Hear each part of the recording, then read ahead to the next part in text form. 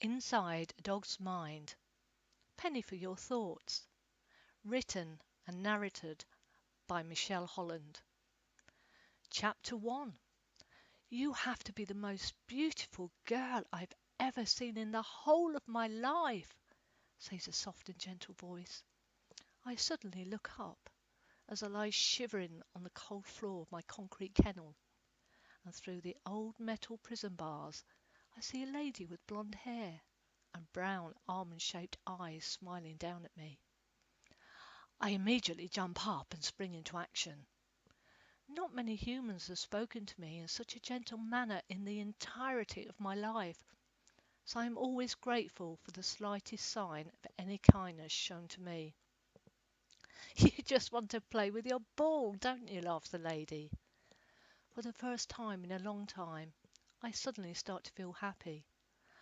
I immediately position myself by crouching down low, and with all the force I can gather, my nose pushes the ball at great speed towards the lady.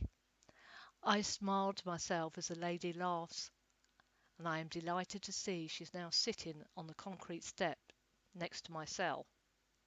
Ooh, I hope her bottom isn't too cold, I think to myself. I am used to spending 24 hours a day sitting or lying on this cold and bleak floor, but this kind lady probably isn't. I watch with delight as the lady reaches her hand through the bars, retrieves my ball, and rolls it back to me. No one ever plays ball with me, and I don't know why.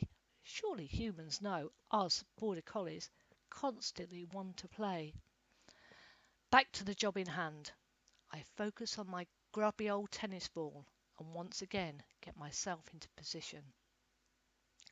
1, 2, 3, I say to myself as I push the ball towards the prison bars once again.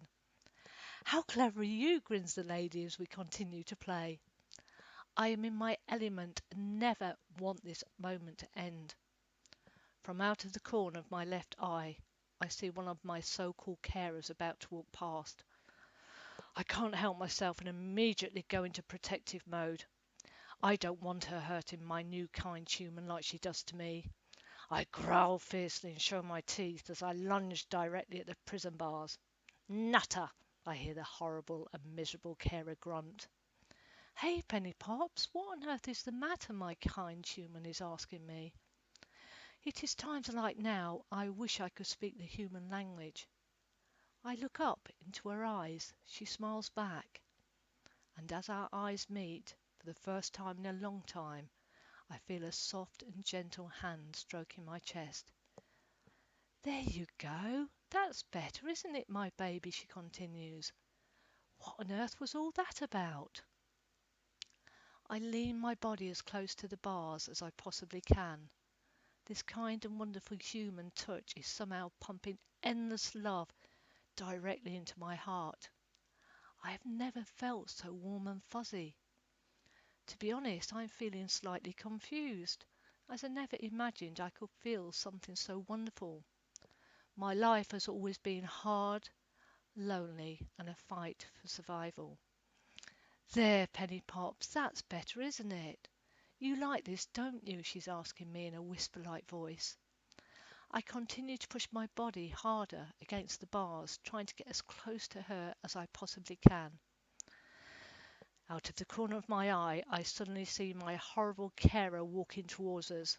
I immediately jump up, move backwards, purse my lips, show my teeth, and growl as loudly as I can. My new lady looks a tad surprised, and I watch as she stops the carer in her tracks. What is the story on Penny? I hear her ask as I continue to growl in a very deep voice. I watch worriedly as my horrible carer slowly raises one hand towards my new lady. I lunge at the bars at the speed of lightning. I'm having flashbacks about the numerous times she has raised her hands to me, and I can assure you it really hurts. I feel useless and frustrated not being able to escape from this prison cell to protect my new lady. Where have they both gone? I wonder to myself as I anxiously look around. I can hear their voices, but I can't see either of them. Huh, she's a total head case. Came in from Ireland after being in a road traffic accident. We rehomed her. She was returned the next day and has been here ever since. That was over 3 months ago. But not for much longer, though. I hear my horrible carer smirk. What do you mean? Have you found her a new home? I hear my new lady ask. Ha!